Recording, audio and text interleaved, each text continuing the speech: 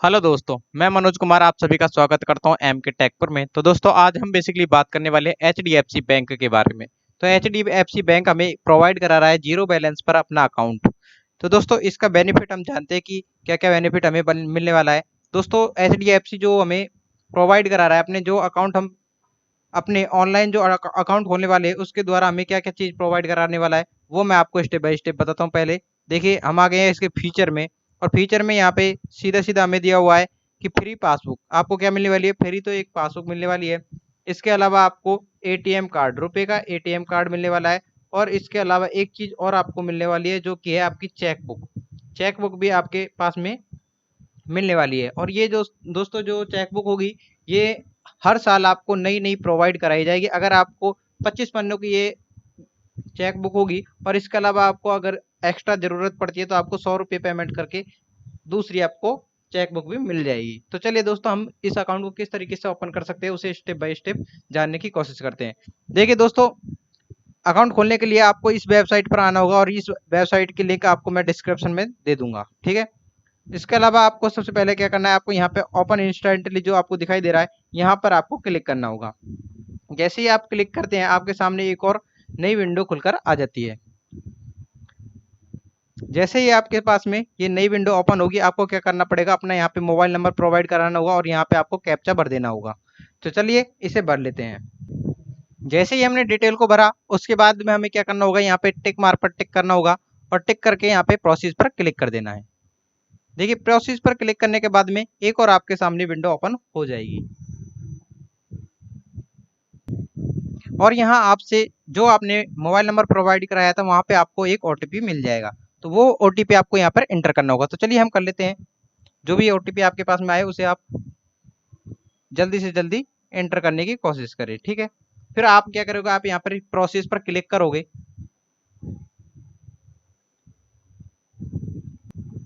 और प्रोसेस पर क्लिक करने के बाद में आपके सामने ये जो नई विंडो आएगी वो किसकी आएगी, केवाईसी डॉक्यूमेंट के लिए आएगी। केवाईसी डॉक्यूमेंट में दोस्तों आपको इन चारों में से किसी एक को चूज करना होगा। तो चलिए मैं इसे चूज करने के लिए आधार कार्ड ले लेता हूँ। चलिए मैंने आधार कार्ड पर टिक किया। उसके बाद में कुछ इंस्ट्रक्शन आते हैं और आपको इस पर एग्री पर कर देना है क्लिक। एग्री पर क्लिक करने के बाद में आपको यहाँ पे अपना आधार कार्ड नंबर प्रोवाइड कराना होगा। जो भी डॉक्यूमेंट आप दो उसका आपको नंबर प्रोवाइड कराना होगा, ठीक है। आधार कार्ड नंबर डालने के बाद में आपको यहाँ पे प्रोसेस पर क्लिक करना है।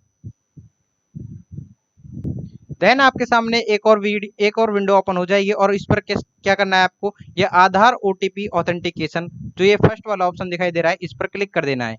इस पर क्लिक करने के बाद में आपको आधार कार्ड पर एक ओटीपी आएगा जो कि आपको यहाँ पर इंटर करना होगा। देखिए यहाँ पे फिर से आपको रिक्वेस्ट वेरिफिकेशन कोड पर आपको क्लिक कर देना है।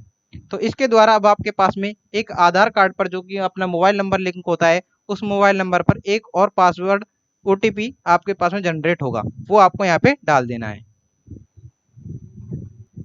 आधार ओटीपी डालने के बाद में आपको यहाँ पे चेक मार्क पर चेक करना है।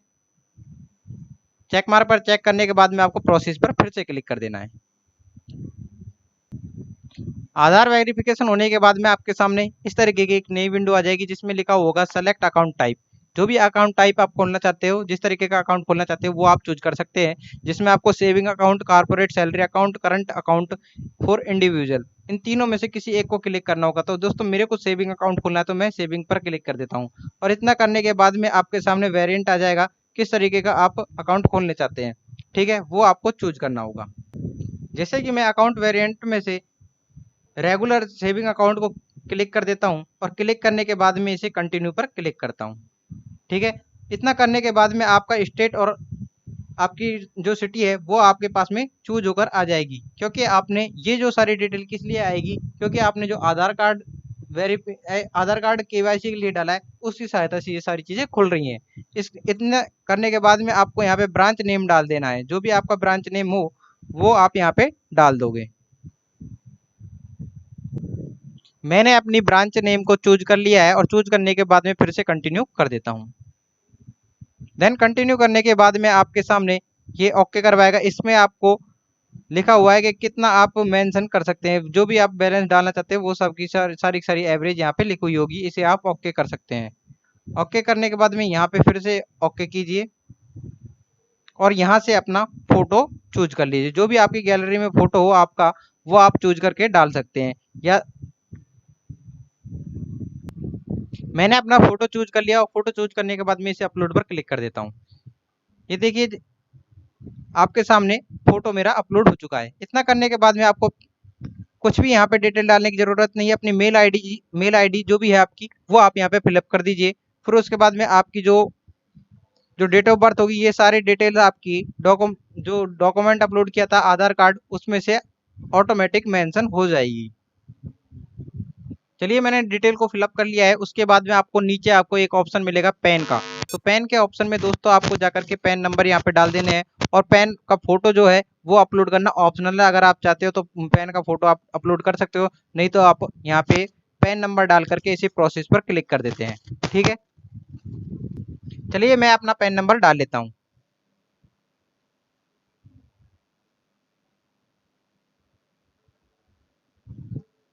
और अब मैं यहाँ पे प्रोसेस पर क्लिक कर देता हूँ। जैसे ही प्रोसेस पर क्लिक करते हैं एक और नई विंडो आपके सामने ऑटोमेटिक खुल जाएगी। फिर उसके बाद में आपके सामने एड्रेस डिटेल आ जाएगी, जो कि आपको जो आपने आधार कार्ड में मेंशन की हुई है वो सारी डिटेल आपके सामने यहाँ ऑटोमेटिक फिलअप होकर आ जाएगी। तो दोस्तों यहाँ पे आपको रेजिडेंस टाइप डालना होगा। जो भी आपका रेजिडेंस टाइप होगा वो आप डाल दीजिए। मेरा मेरा फैमिली है तो मैं फैमिली के हिसाब से डाल देता हूँ। फिर उसके बाद में आपको ये सारा एड्रेस ऑटोमेटिक फिल हुआ मिल जाएगा। फिर आप यहाँ पे मिलेनिंग एड्रेस अगर आपका अलग हो या फिर परमानेंट एड्रेस अलग हो तो दोनों में से आप किसी को भी फिलअप कर दोनों को आप फिलअप करके कंटिन्यू कर देंगे। तो मेरा मिलेनिंग एड्रेस और परमानेंट एड्रेस सेम है तो मैं इन दोनों पर चेक मार्क लगा देता हूँ और ये दोनों सेम हो जाएंगे। फिर मैं यहाँ से आगे क्या करता हूँ, कंटिन्यू पर क्लिक कर देता हूँ।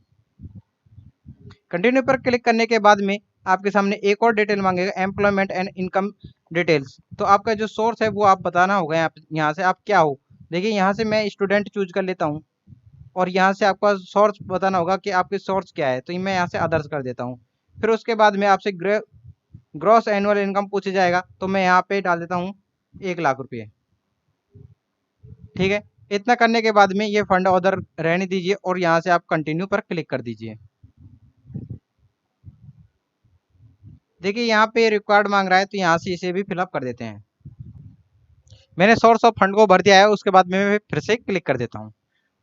कंटिन्यू पर क्लिक करने के बाद में आपसे आधार टू बी एक्सेप्टेड एज, तो ये किस किस लिए आप आधार को एक्सेप्ट करवाना चाहते हैं। तो मैं कर देता हूँ इसे ID proof and address proof, दोनों के लिए इसे क्लिक कर देता हूँ और फिर इसके बाद में इसे प्रोसेस कर देता हूँ।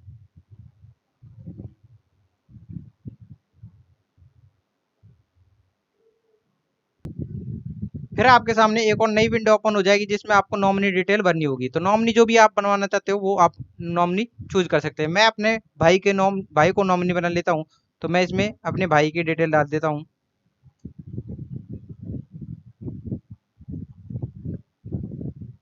ठीक है, नाम डालने के बाद में आप रिलेशन डालना होगा। रिलेशन क्या है आपका, तो यहाँ पे मैं ब्रदर चूज कर लेता हूँ और फिर उसकी आपको डेट ऑफ बर्थ डालनी होगी।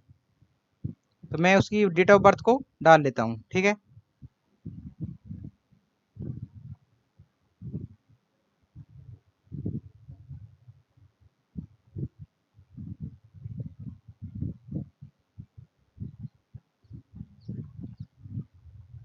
चलिए इतना करने के बाद में आपको नॉमिनी एड्रेस पर टिक कर देना है और सेम वही हो जाएगा जो आपका एड्रेस था। ठीक है, फिर उसके बाद में आपको कंटिन्यू पर क्लिक कर देना है।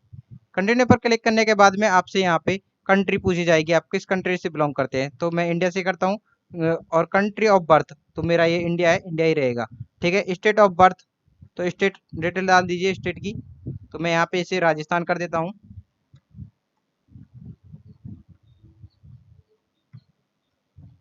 राजस्थान कर दिए। राजस्थान करने के बाद मैं आपको सिटी ऑफ बर्थ अलवर कर देता हूँ, जहाँ आपका जन्म हुआ था।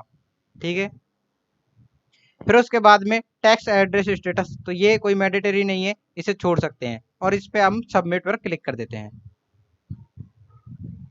जैसे सबमिट पर क्लिक करोगे आपके सामने एक और विंडो ओपन हो जाएगी।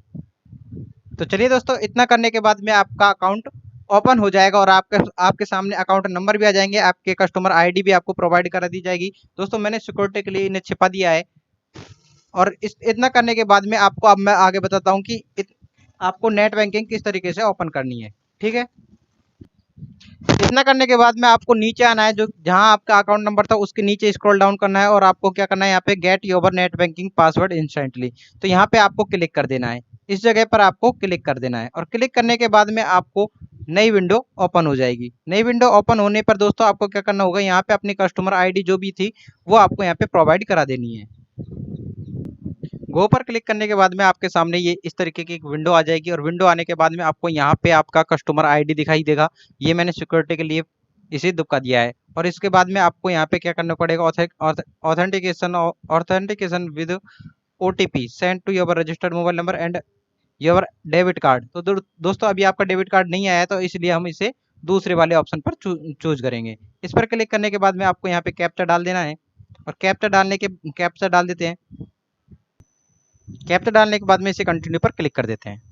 जैसे कंटिन्यू पर क्लिक करेंगे आपके सामने ये mail ID registered with the bank, तो जो भी मेल आईडी आपकी बैंक अकाउंट के साथ में रजिस्टर्ड हुई है उस पर आपको एक ओटीपी आएगा। वो ओटीपी आपको यहाँ पे प्रोवाइड कराना होगा और यहाँ से कंटिन्यू पर क्लिक कर देना है। तो चलिए दोस्तों हम देखते हैं मेरी अपनी मेल आईडी पर क्या ओटीपी आया है, वो देख लेते हैं। तो दोस्तों मैंने यहाँ पे जो मेरे पास में एसएमएस के द्वारा और मेल आईडी पर जो ओटीपी आया था उसे मैंने डाल दिया और उसके बाद मैं यहाँ पे क्लिक कर देता हूँ। जैसे क्लिक किया दोस्तों, यहाँ से आपको न्यू पिन यानी कि आप अपनी इच्छा से कोई भी पिन जनरेट कर सकते हैं। आपको जो नेट बैंकिंग का पासवर्ड बनाना है वो आप यहाँ पे बना सकते हैं। और इतना करने के बाद में आपको कन्फर्म पर क्लिक कर देना है। आप जैसे ही कन्फर्म पर क्लिक करते हैं आपको लिखा हुआ आएगा congratulation your PIN has been successfully reset. तो यहाँ से आपकी पिन रीसेट हो चुकी है और आपका यूजर नेम था वो क्या हो गया, आपका जो आपको कस्टमर आईडी दी गई थी बैंक अकाउंट में वो आपकी यूजर आईडी हो जाएगी और जो यहाँ पे आपने पासवर्ड बनाया है वो आपका पासवर्ड हो जाएगा। तो चलिए यहाँ पे लिखा हुआ है क्लिक हेयर, इसे लॉगिन करने के लिए हमें इसे क्लिक हेयर कर लेते हैं और यहाँ पर आपको जो कस्टमर आईडी थी आपके पास में वो आपको यहाँ पे डाल देनी है, ठीक है। और यहाँ से आपको लॉगिन, यहाँ कंटिन्यू करके आपको पासवर्ड डालना है। पासवर्ड डालने के बाद में आप यहाँ पे लॉगिन हो सकते हैं। सो थैंक यू दोस्तों, इस तरीके से आप HDFC बैंक में अपना अकाउंट खोल सकते थे। अगर दोस्तों आपको वीडियो अच्छी लगी हो, जानकारी अच्छी लगी हो तो वीडियो को लाइक करना, चैनल को सब्सक्राइब करना ना भूलना। थैंक यू दोस्तों।